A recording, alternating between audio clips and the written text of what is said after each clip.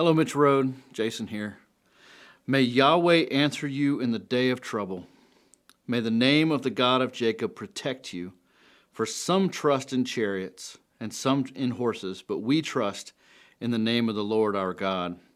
These words from Psalm 20 remind me of an attribute of God that really overwhelms me so many times, and that's the sovereignty of God. He uses natural disasters, oppressive rulers, plagues, and even ordinary sinful men and women who trust in him to accomplish his plans for eternity.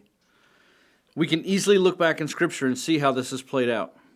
In the life of Joseph, whose family was so broken, God uses his brothers, selling him into slavery into Egypt.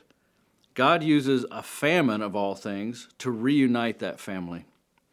After years of slavery, hardship, and even a genocide, God uses an adopted son of Pharaoh and 10 natural disasters to release his people out of bondage in Egypt. When another famine hits the land of Israel, an untrusting family leaves Bethlehem for Moab. Through this act and a series of events that only God could orchestrate, a Moabite woman, not an Israelite, becomes the great-grandmother of the greatest king of Israel. Paul David Tripp puts it this way in his devotional New Morning Mercies. Now consider this.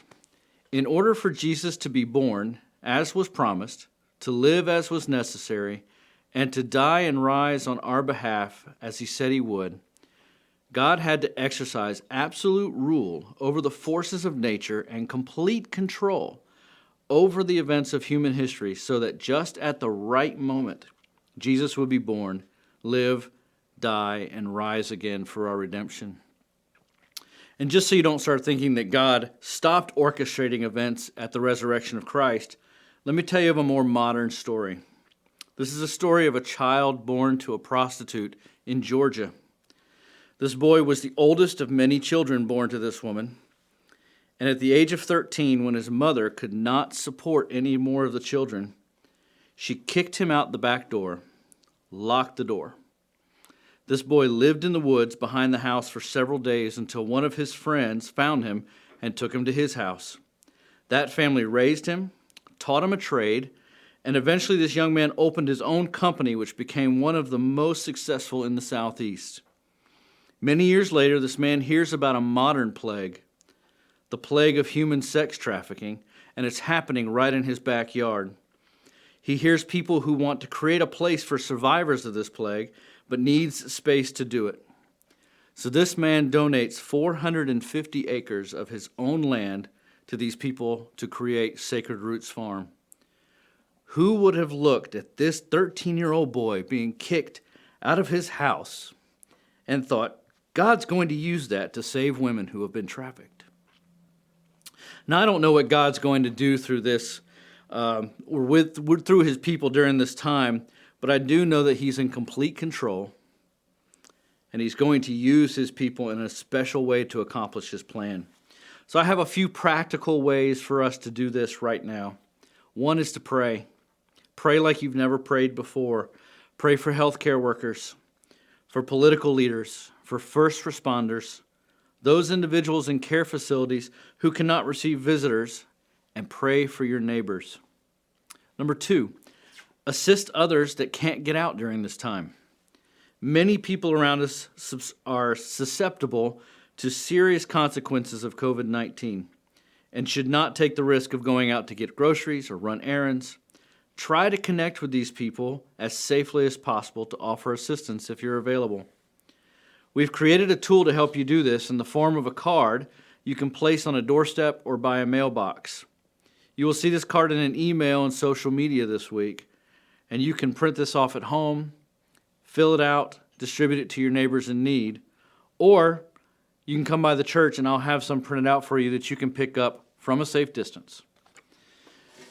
Number 3, if you're in that category of needing assistance, needing an errand run, but you don't need to risk exposure, please email me at jyon@mitchellroad.org or call me at 270-7996, and we'll make sure that you get the assistance you need. Another way is you can donate to organizations that are helping others. Our partner organizations will definitely suffer during this time, but we can alleviate some of that by donating needed items to those organizations. For one, Bel Air Community Partners is looking for donations to put packages together so they can bless the children that they work with on a regular basis that can't come to their facility. But most of all, don't fear.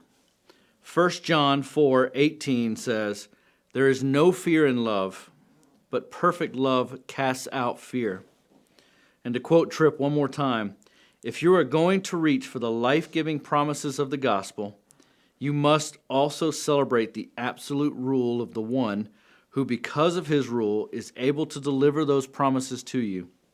Hope is not found just in the beauty of those promises, but in the incalculable power and authority of the one who has made them. There is no hope in the promises of one who has little power over the situations and locations where they must be delivered. But you can have hope because your Lord has complete rule over the places where you will need his promises to become your reality. So friends, love and trust in God, that his sovereign. Love your neighbor the best way you can. God bless you.